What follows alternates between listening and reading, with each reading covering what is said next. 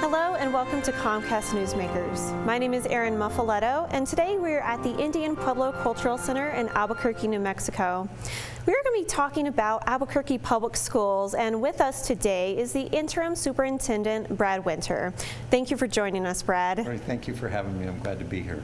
So you recently took over as the Interim Superintendent for Albuquerque Public Schools. What has your role been in that capacity? That's correct. I've been there almost 8 months now, so I have a couple more months left. But what I've been trying to do is do whatever we can to make Albuquerque Public Schools better. So one of the things that I really wanted to do was reach out to the community and really get involved in the community and have the community come back with us. And so what I've been doing is meeting with business groups, business leaders, with neighborhood associations, just anybody that I can get in front of to talk about Albuquerque Public Schools and really the great things that we're doing.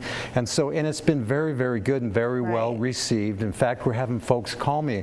We've been doing, in fact, big business group meetings. We went to Sandia Labs just a couple days ago. We met with P&M.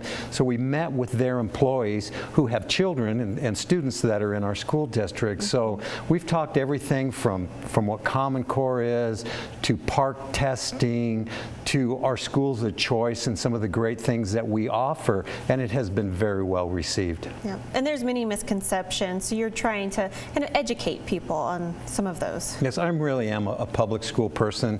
I was born and raised in Albuquerque. I went to Bandelier, Wilson Junior High School, and Highland High School, and really believe in the public school system. And you're a product of APS. I am. So I've been there, and I've lived in Albuquerque all my life. You know, and I've been an elected official as a city councilor for 16 years. So I see how important it is to everybody working together for a common goal. And one thing about public schools is you have to have a good, strong public school system to have a very very successful, vibrant community. And so to get that, we've got to all work together. And it's about, you know, and also it's about trying to keep our kids here. And so we're very understanding of the economic development fact that we have, and so we want to be a good partner. Right. So you're the interim superintendent, and we'll have a future permanent superintendent in a few months. So where do you see APS going looking forward? I think that it's a very positive outlook for Albuquerque Public Schools. Good. I think we're moving in a great direction.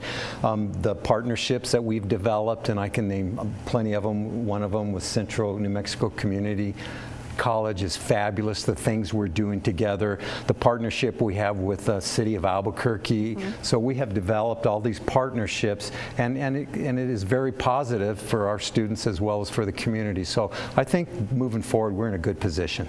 And could you kind of just discuss the master plan for 2015 with APS and how that's going? Yes. One thing that when I came in, there was about 3 goals that I had. One was building community relations. The other was really working on truancy issues. Because I think if we can solve and partner with other groups that are working with the truancy issues and truancy prevention, that we can really make a difference in student achievement. So that, and then the third thing is the academic master plan. We have a capital master plan that we've had for years on how we build buildings and where we build buildings and how we determine the need. So I thought, coming from the operations side, let's do an academic master plan. Basically, it would be a 5-year plan that directs professional development, standardized testing, how we pick programs, and then the most important part is how we evaluate those programs. So that's just a part of where we're going in the direction, and we're taking feedback from everybody. But I think to get that academic master plan, it's going to move us forward as far as graduation rates and student achievement. Right, and speaking of graduation rates, the rates dipped a little in 2014. So what is APS doing now to improve that? You know, we did have a dip. In the last 5 years, I think we've increased. We had a big spike, and then we dropped this last year. And I think what we're going to do with truancy prevention, and with our partners, as well as the academic master plan, that everybody's going to really see the student achievement move forward, as well as the graduation rate move up. Right. So talking a little bit about APS in the future, is there any outlook for who the superintendent will be yet, or? No, there's not. In fact, they've gone through a search, so it could be anywhere between 2 to 4 months when they choose one and choose a person. And I've got my fingers crossed that they're going to choose a good one, which I'm sure the board will. Yes. And just continue some of the things that we're doing now and really reach out to the community, because I think that's very, very important. And on that note with community, what can the community do to help with APS? You know, we've got to have involvement from the community, and we are looking for input from everything from schedules to professional development. So what we want to do is be a partner, and so I am willing to go out to anybody that wants me to meet. Neighborhood associations. I love to meet with neighborhood associations to talk about how we can partner, but also some of the things that we're doing. So we want to keep that communication going. All right. Sounds great.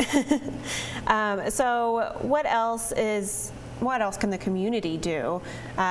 Is there any after-school programs that the community should know about, that they should be getting their children involved in? They can, and absolutely. We have a community schools partnership that we work with, and what we're trying to do is make a lot of our schools community schools, where we get that parent involvement, we get that before and after school care, and we get a lot of programs that parents can be involved with. So the community schools is ways that they can be involved. But we offer services before and after school care.